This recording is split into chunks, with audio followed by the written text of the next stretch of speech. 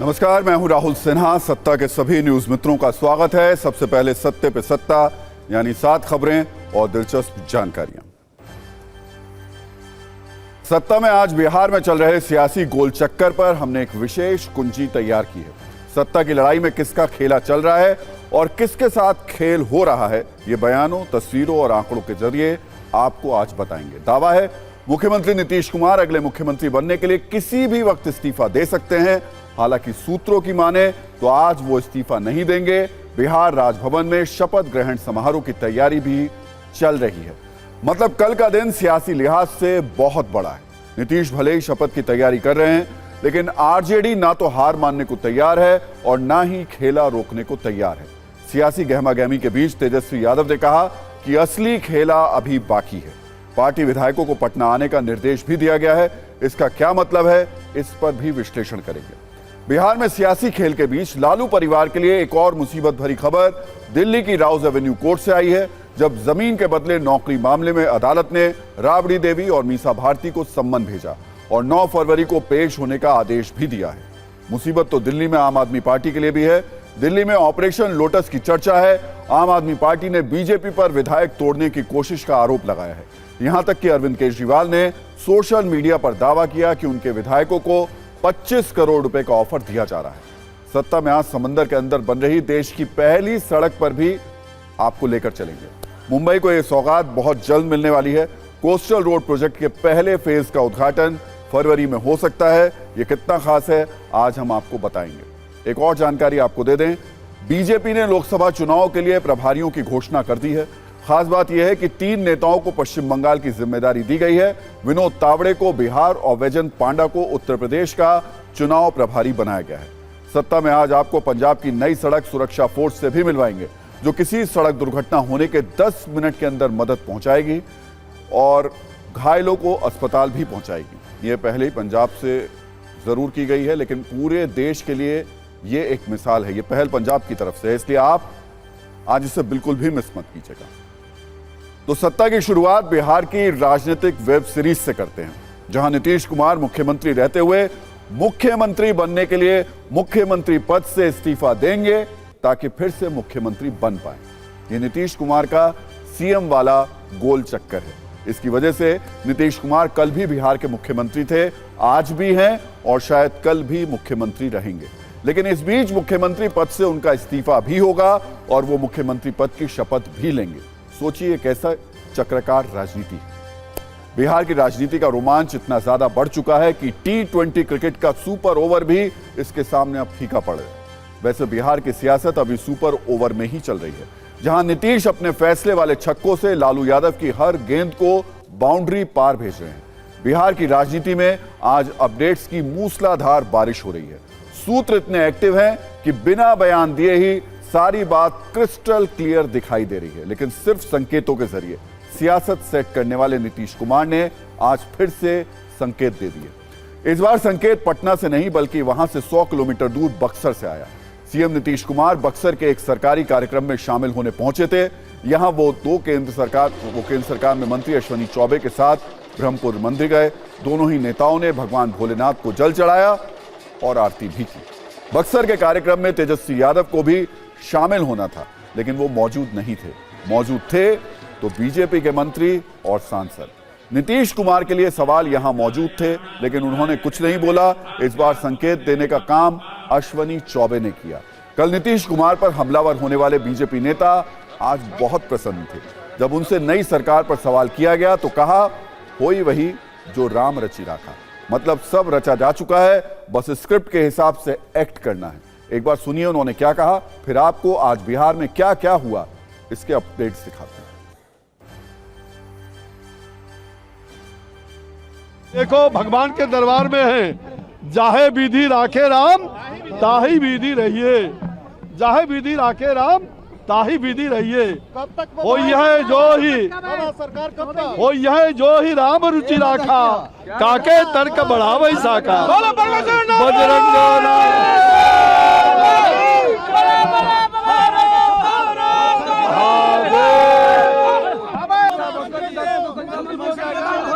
अरे हो यह जो ही राम रुचि राखा, जाहे विधि राखे राम ताही विधि रही है।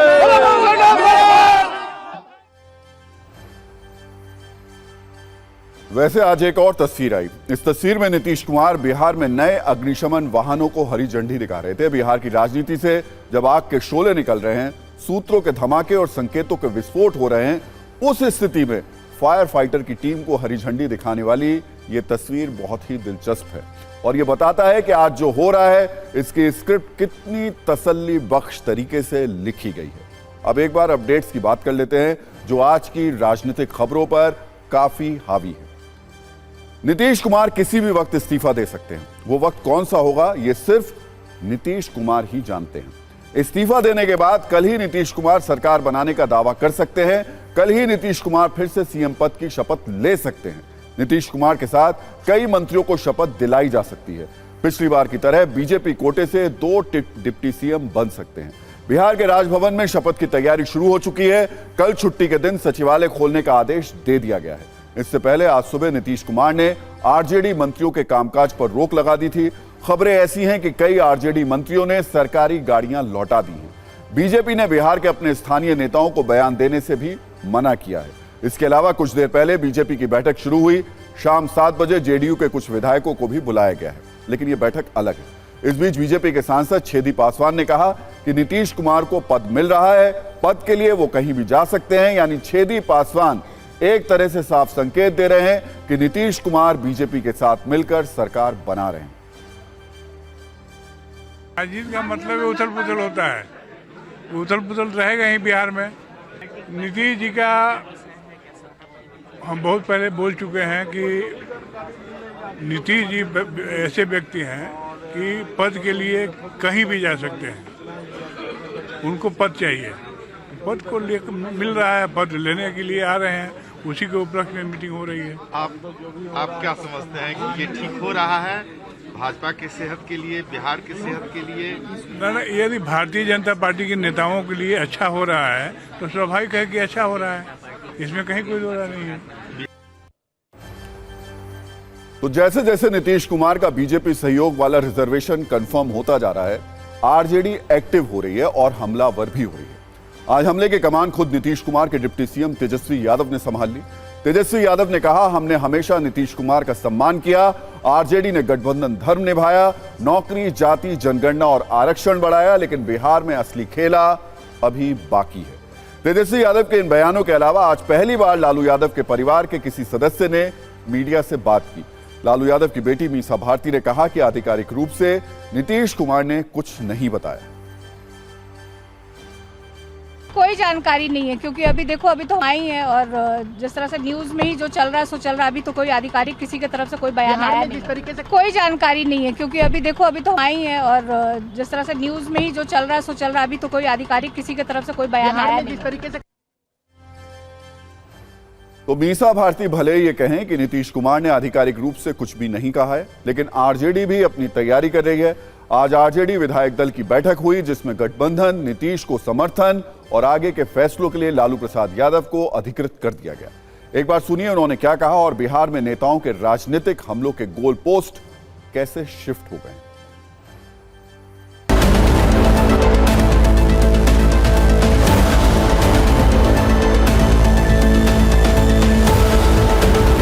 राष्ट्रीय अध्यक्ष हमारे लालू प्रसाद जी को सब लोगों ने हाथ उठाकर अधिकृत किया।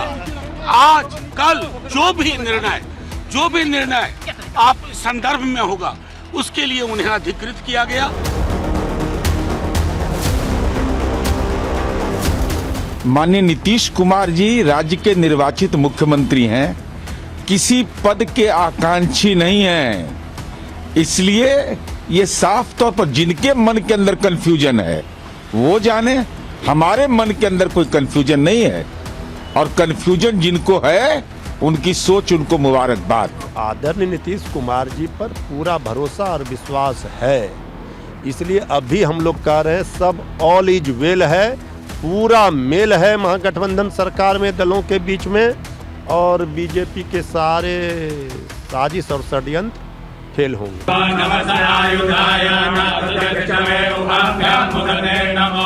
राम लला अपने दरबार में बैठे, जो भगवान को नहीं मानने वाले लोग थे दैत्य रूपी मैं कह रहा हूँ, दैत्य नहीं कह रहा हूँ, दैत्य, उनके कुनबे में भगदड़ मच गई, लोग भाग रहे हैं। और जिनको सद्बुद्धि आई तो भारत में राम राज स्थापित करने वाला जो यज्ञ चल रहा है प्रधानमंत्री जी के नेतृत्व में, उनके साथ लोग हो रहे हैं।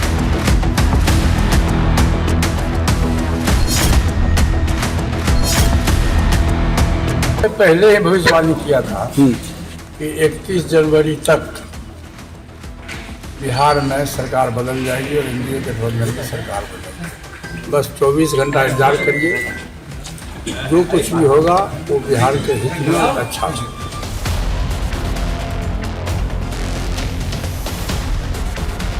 माननीय नरेंद्र मोदी जी की सरकार जो आज हिंदुस्तान का नाम पूरी दुनिया में डंका अगर बज रहा है तो वो उसका श्रेय माननीय नरेंद्र मोदी जी को है।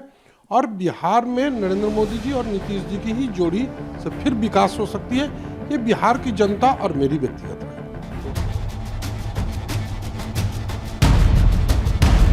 बात तो अपनी जगह है ही, जिसके बारे में हम लोग बोल भी चुके हैं, बोल ही रहे हैं कि लक्षण तो दिख ही रहा है, चारों तरफ से जो लक्षण आ रहा है उसका संकेत तो यही है ही।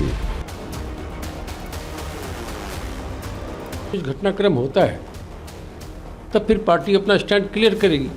कांग्रेस ओवरऑल नज़र बनाई हुई स्थिति पर, हम विपक्ष के दलों पर भी बात कर रहे हैं, सब की स्थिति देख रहे हैं, कौन क्या कर रहा है, कौन क्या हो रहा है। यहाँ कई तरह के विकल्प पर भी विचार किया जा रहा है। ऐसा नहीं है कि जो बीजेपी वाली चाहेंगे वही हो जाएगा।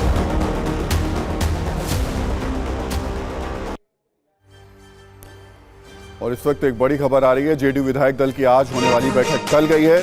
सीएम आवास पर होने वाली थी विधायकों की बैठक, लेकिन अब यह बैठक टल गई। हालांकि यह भी कहा जा रहा था कि जो विधायक दल की बैठक है वो सही मामले में 10 बजे कल बुलाई गई है और अभी विधायकों को चाय पर बुलाया गया था और उसे आधिकारिक तौर पर विधायक दल की बैठक माना भी नहीं जा रहा था, क्योंकि कई विधायक थे जिनको कहा गया था कि आप सबको कहा तो यह गया था कि 7 बजे तक पहुंचिए, लेकिन कई विधायक ऐसे थे जिनके फोन बंद थे। अचानक इतने कम वक्त में उनका पहुंचना भी थोड़ा मुश्किल बताया जा रहा था।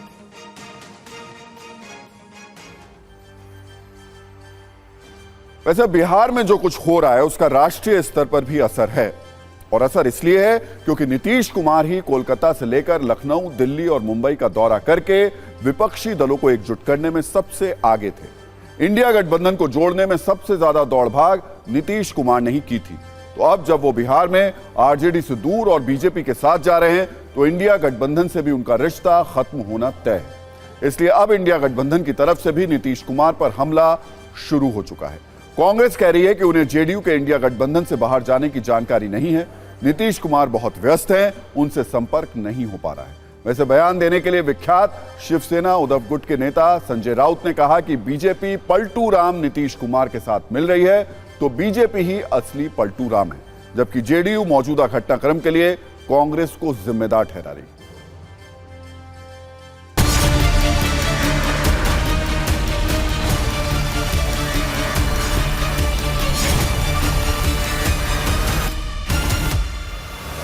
Unless the Congress president is able to speak to the Bihar chief minister, I cannot commit myself one way or the other. विपक्ष पार्टियां थी, 18 पार्टियां थी 23 जून को, तब से ही तो ये लंबा सफर शुरू हुआ है। उन्होंने ही तो फ्लैग ऑफ उन्होंने ही किया था।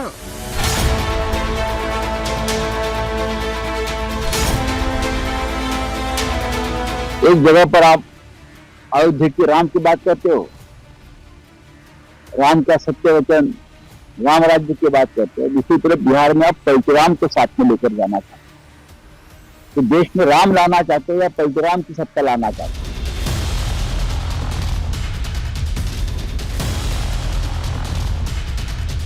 इंडिया गठबंधन टूट के कगार पर है। जिस मेहनत से, जिन इरादों से नीतीश कुमार ने इसको संगठित किया था, कांग्रेस पार्टी के गैर जिम्मेदाराना और अड़ियल रवैये ने इसको तार तार कर दिया है।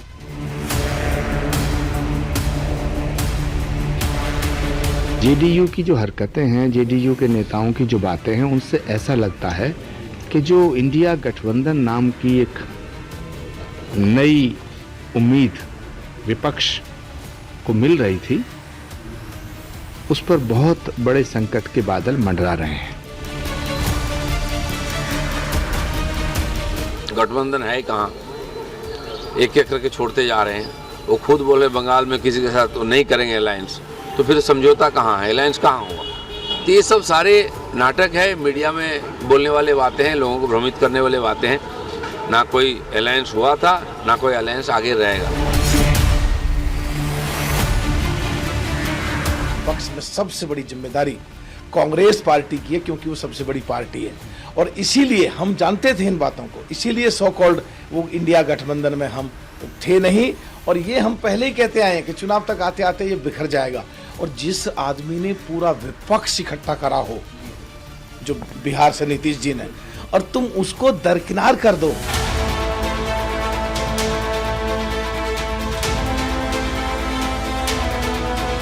विचारों, सिद्धांत और जन मुद्दों की पॉलिटिक्स होनी चाहिए। केवल सत्ता के लिए, शासन के लिए इधर से उधर जाना, ये पॉलिटिक्स नहीं है। ये जनता के साथ और जो हमारा लोकतांत्रिक व्यवस्था है उसके साथ धोखा है।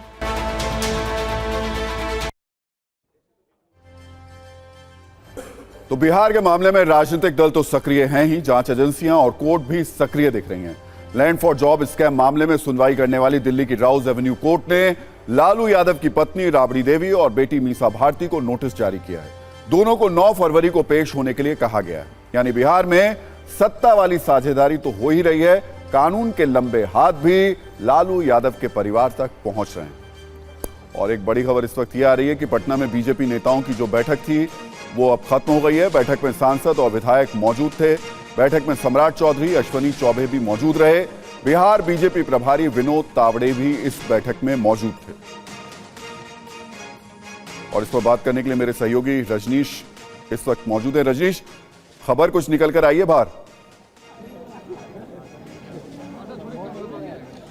देखिए, बैठक खत्म हो गई है और एक एक करके तमाम जो लीडर्स हैं वो यहाँ से निकल रहे हैं। शाहनवाज हुसैन, रामकृपाल यादव, जनार्दन सिग्रीवाल जैसे जो लीडर्स हैं वो यहाँ से निकले हैं। लेकिन जानकारी यही है कि दिल्ली से ये सूचना दी गई है तमाम नेताओं को कि जब तक पार्टी आला कमान कोई फैसला नहीं लेता है, नीतीश कुमार के मामले पर कोई बयानबाजी नहीं होगी और कोई भी नेता बयान नहीं देंगे। और उस पार्टी के डिसिप्लिन को यहाँ पर फॉलो करते हुए नजर आ रहे हैं तमाम लोग। तमाम कोशिश की जा रही है नेताओं से बातचीत करने की कि आखिर मीटिंग में क्या फैसला हुआ, क्या तय हुआ, क्या विधायकों के समर्थन की चिट्ठी पर हस्ताक्षर कराए गए हैं और क्या वो चिट्ठी नीतीश कुमार के जरिए राजभवन तक भेजी जाएगी। लेकिन इन तमाम सवालों से बच रहे हैं बीजेपी के नेता। और कुछ नेताओं का ये कहना है कि नीतीश कुमार ने जो बैठक बुलाई थी 7 बजे, जो चाय पे अपने विधायकों को बुलाया था, उस पर बीजेपी की निगाह थी। लेकिन अभी ये जानकारी मिल रही है कि वो बैठक टाल दी गई है कल सुबह के लिए। तो जब तक वो बैठक नहीं होती है, थोड़ा सा इंटरेस्टिंग हो गया है यहाँ पे मामला।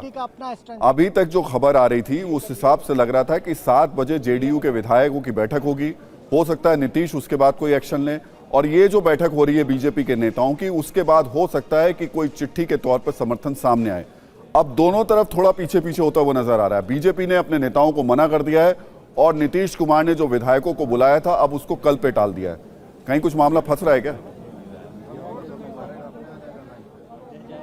देखिए, कंक्रीट अभी कुछ निकलकर सामने नहीं आया है। उम्मीद यही थी कि इस बैठक के बाद पार्टी एक बयान लेकर सामने आएगी, पार्टी की ओर से आज की बैठक की बातें सामने आएगी। लेकिन जिस तरीके से लोग बच रहे हैं, नेता बिना बयान दिए हुए जा रहे हैं और नीतीश कुमार ने 7 बजे की जो बैठक टाल दी है, तो कहीं ना कहीं ऐसा लग रहा है कि कुछ पेंच अभी भी फंसा हुआ है। बीजेपी के कुछ लोगों का ये मानना था कि 7 बजे नीतीश कुमार की पार्टी में पहुंचने वाले विधायकों से उनका स्ट्रेंथ पता चलेगा कि वाकई उनके तमाम विधायक इंटैक्ट है या नहीं। तो बीजेपी जल्दबाजी में कोई कदम नहीं उठाना चाह रही थी। कोशिश ये थी कि नीतीश कुमार की बैठक खत्म हो जाए, उसके बाद पार्टी की ओर से थोड़ा आगे बढ़ा जाए। लेकिन अभी वो बैठक अगर टल गई है तो ऐसा लगता नहीं है कि बीजेपी किसी फैसले पर इतना जल्दी पहुंचेगी। सुबह भी एक बैठक बीजेपी ने बुलाई है और उसमें एक मिनट हर बार कुछ न कुछ जो खबरें निकलकर बिहार से आ रही हैं वो बदले हुए संकेतों के साथ आ रही हैं।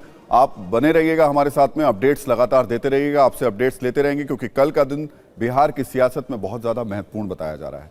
बिहार में इंडिया गठबंधन के टुकड़े टुकड़े होने की खबरों के बीच आज समाजवादी पार्टी के अध्यक्ष अखिलेश यादव ने इंडिया गठबंधन को एक गुड न्यूज देने की कोशिश की।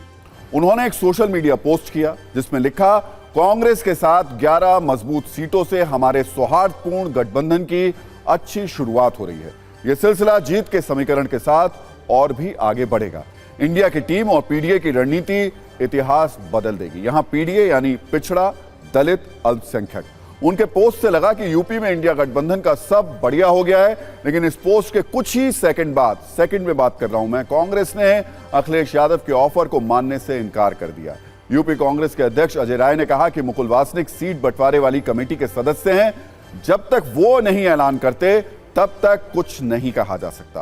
कांग्रेस यूपी में ज्यादा सीटों की उम्मीद कर रही थी, लेकिन समाजवादी पार्टी ने 11 सीटें देने की घोषणा की। इससे पहले अखिलेश आरएलडी को 7 सीटें देने की घोषणा भी कर चुके हैं, यानी 80 में से 62 सीटें समाजवादी पार्टी अपने पास रखेगी। निश्चित तौर से मैं अपने सभी साथियों से कहना चाहूँगा कि ये जो अखिलेश जी का ट्वीट आया है, इस पे जो भी निर्णय राष्ट्रीय नेतृत्व हमारे मुकुल वासनिक जी के जो नेतृत्व में जो कमेटी बनी है वो निर्णय ले रही है, और बहुत ही सकारात्मक और बहुत ही अच्छे वातावरण में बातचीत चल रही है, और इसका परिणाम बहुत ही जल्द मजबूत आने वाला है। और सिर्फ बिहार और उत्तर प्रदेश में ही नहीं, दिल्ली में भी आज जो खबर आई वो इंपॉर्टेंट और महत्वपूर्ण है। राजनीतिक हलचल बहुत तेज देखने को मिली। इसकी शुरुआत आम आदमी पार्टी ने की। आम आदमी पार्टी ने एक बार फिर बीजेपी पर उनकी पार्टी तोड़ने का आरोप लगाया। दिल्ली के मुख्यमंत्री अरविंद केजरीवाल ने सोशल मीडिया पोस्ट के जरिए दावा किया है कि बीजेपी हमारे विधायकों को 25-25 करोड़ रुपए का ऑफर दे रही है और सरकार गिराने की कोशिश कर रही है। अरविंद केजरीवाल ने यह भी लिखा कि शराब घोटाले की जांच के नाम पर उन्हें गिरफ्तार करके दिल्ली में आम आदमी पार्टी की सरकार गिराने के लिए षड्यंत्र हो रहा है। अरविंद केजरीवाल के लिखित हमले से अलग उनकी मंत्री आतिशी ने एक प्रेस कॉन्फ्रेंस की। उन्होंने कहा कि उनके पास इस ऑफर की ऑडियो रिकॉर्डिंग भी है, सही वक्त पर इसे दुनिया के सामने लाया जाएगा। लेकिन बीजेपी अरविंद केजरीवाल और उनकी पार्टी के आरोपों को बहुत तवज्जो नहीं दे रही। पार्टी का कहना है कि वो पिछले 7 बार से ये आरोप लगा रहे हैं, एक बार भी ये नहीं बता पाए कि किसने उनसे संपर्क किया और बैठक कहां हुई। बीजेपी का कहना है कि अरविंद केजरीवाल एक बार फिर झूठ बोल रहे हैं, जेल जाने के डर से वो ऐसी बातें कह रहे हैं। हालांकि आम आदमी पार्टी ने कहा कि महाराष्ट्र, कर्नाटक, गोवा और मध्य प्रदेश में बीजेपी ऐसा कर चुकी है और अब वो दिल्ली में ऐसा करना चाहते हैं।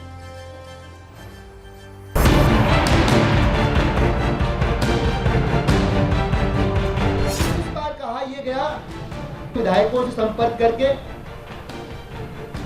कि 21 लोग हमारे संपर्क में हैं, 25-25 करोड़ रुपए प्रति विधायक दिए जाएंगे। कोई फायदा नहीं है आम आदमी पार्टी में बने रहने का, और बहुत जल्द ही हम अरविंद केजरीवाल जी को गिरफ्तार करके पार्टी को खत्म कर देंगे। अरविंद केजरीवाल आज फिर से वैसे ही झूठ बोल रहे हैं जो 7 बार पहले भी बोल चुके हैं, कि हमारे एमएलए को संपर्क किया जा रहा है, हमारी सरकार गिराने की कोशिश की जा रही है। पिछली 7 बार में जब भी अरविंद केजरीवाल ने ऐसा इल्जाम लगाया, एक बार भी वो ये नहीं बता पाए कि किस नंबर से फोन आया, किसने संपर्क किया, कहाँ पे मीटिंग हुई, कोई घर पे आया, कोई ईमेल आया, कोई फोन आया, कुछ तो होगा। कुछ नहीं बता पाते, बस बयान देते हैं और भाग जाते हैं।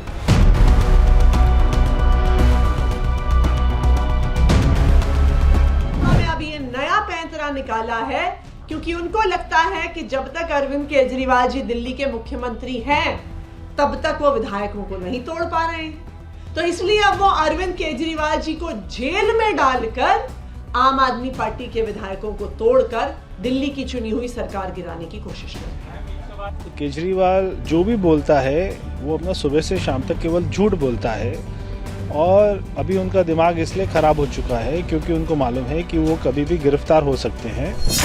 ऑपरेशन लोटस के लिए प्रमाण की ज़रूरत नहीं है, पहले भी ये करते रहे और आगे भी ये करते रहेंगे। पहले भी इन्होंने किया है, पहले भी इन्होंने कई बार कोशिश किया है, दिल्ली के अंदर कोशिश किया है, गोवा और बाकी जगहों पे सफल भी हुए हैं, तो इसकी प्रमाण की ज़रूरत नहीं है, तो सबको पता है और आने वाले समय में हम प्रमाण भी देंगे। ये तो सब जान चुके हैं कि वो पैसा लेके काम करते हैं, लेकिन भारतीय जनता पार्टी अगर एक पैसा भी किसी को रिश्वत लेते देते देख लिया ना, तो फिर नरेंद्र मोदी और बीजेपी से बड़ा शत्रु उसका कोई नहीं होगा। सो ये भ्रष्टाचार का कारोबार, ये व्यभिचार, ये आम आदमी पार्टी का चरित्र हो सकता है जिसको वो बार बार लोगों के सामने प्रस्तुत कर रहे हैं।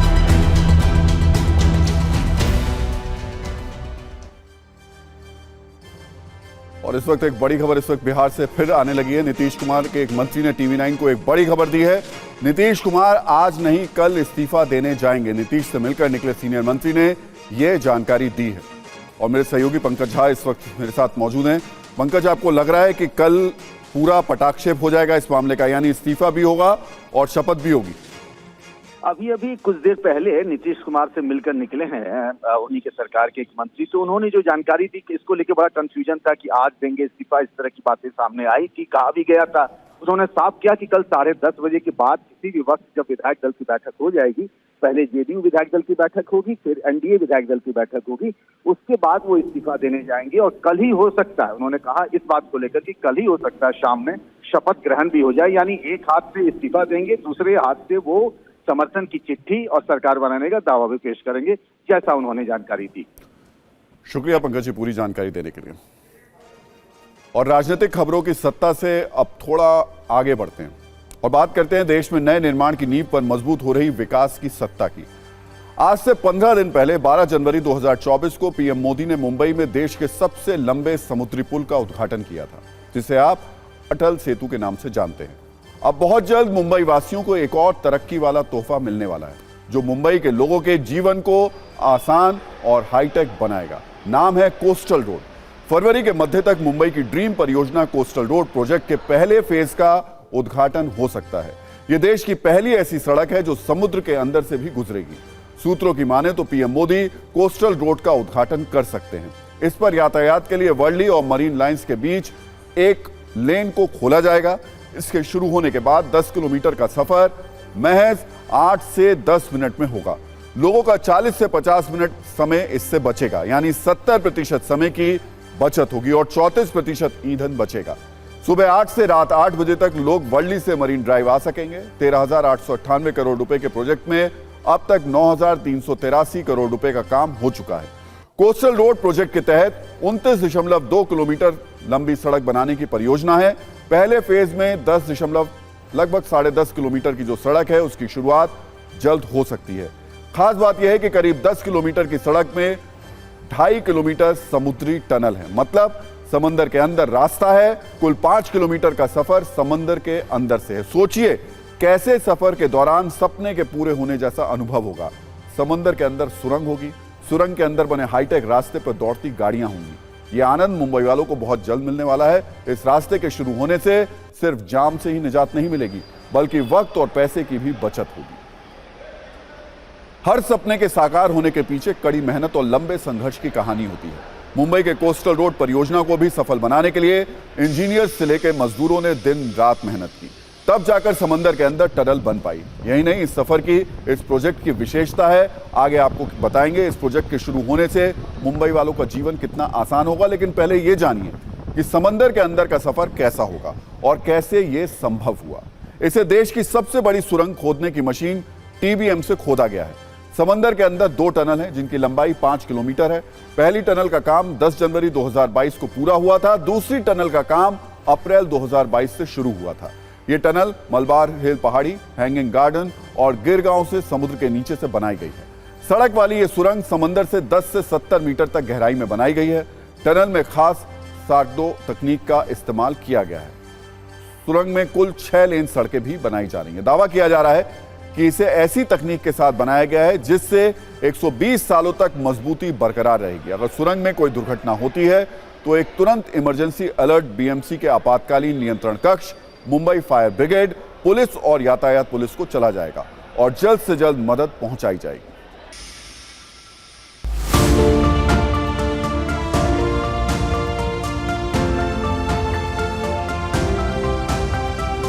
कोस्टल रोड के इस ड्रीम प्रोजेक्ट में सबसे बड़े आकर्षण का केंद्र और इस कोस्टल रोड का हार्ट कहा जाने वाला वो टनल है जो मुंबई के मलबार हिल यानी कि प्रदर्शनी पार्क से लेकर मरीन ड्राइव तक बनाया गया है। ये टनल जो है खास तौर पर जापानी तकनीक से बनाया गया है।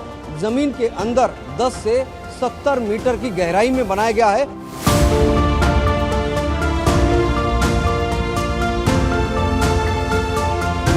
अलग अलग तरीके का कंस्ट्रक्शन करना है, अलग अलग तौर की तकनीक इस्तेमाल करना है, अलग अलग लेवल की आपको टेक्नोलॉजी इस्तेमाल करनी है, मशीनरी यूज़ करनी है और आपको काफ़ी सारी डिज़ाइन ये करनी है, तो ये काफ़ी चैलेंजिंग काम था अगर आप कंपेयर करेंगे तो। यस,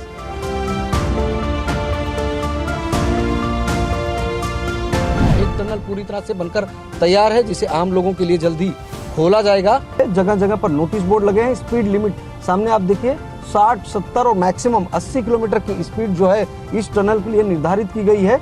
यहाँ पर सुरक्षा के लिहाज से भी व्यवस्था की गई है। सीसीटीवी कैमरे लगाए गए हैं, यहाँ पर चेक पोस्ट भी रहेगा।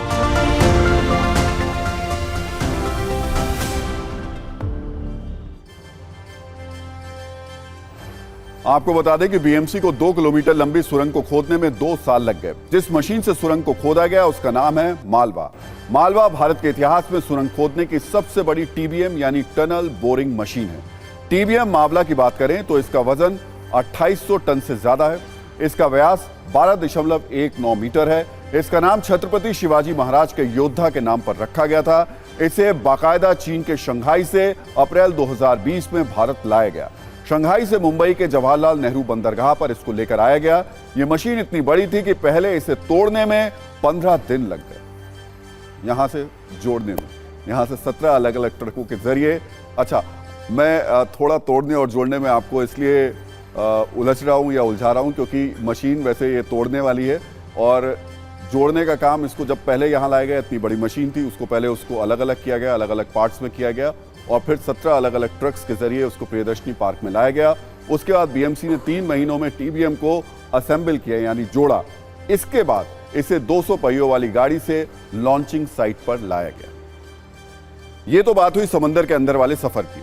अगर कुल प्रोजेक्ट की बात करें तो 10 किलोमीटर के रास्ते में सुरक्षा को देखते हुए हर 100 मीटर पर एक सीसीटीवी कैमरा लगाया जा रहा है। वर्ली से मरीन ड्राइव तक कुल 100 सीसीटीवी कैमरे होंगे। इतना ही नहीं, आग लगने पर कोई जनहानि ना हो इसके लिए खास सिस्टम लगा है। इससे धुआं अपने आप टनल से निकल जाएगा।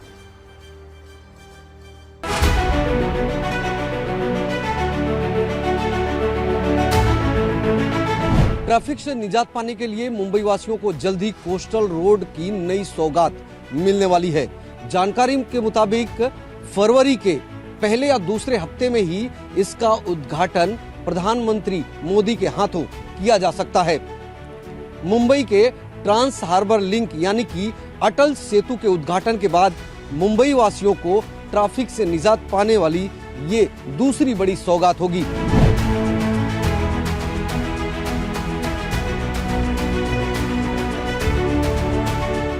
हम लोग ने यहाँ जो डिजाइन से बनाया है, कम से कम 50 साल तक इसको कुछ होगा नहीं। काम ऐसे काम करेंगे, जो ब्रिजेस वगैरह बनाए 50 साल तक कुछ नहीं होगा वैसा। ये टोटल 17 मीटर है, 4 लेन रोड है और टनल में 3 लेन, 4 ईच और टनल में 3 ईच और टोटल 17 मीटर विड्थ यहाँ है।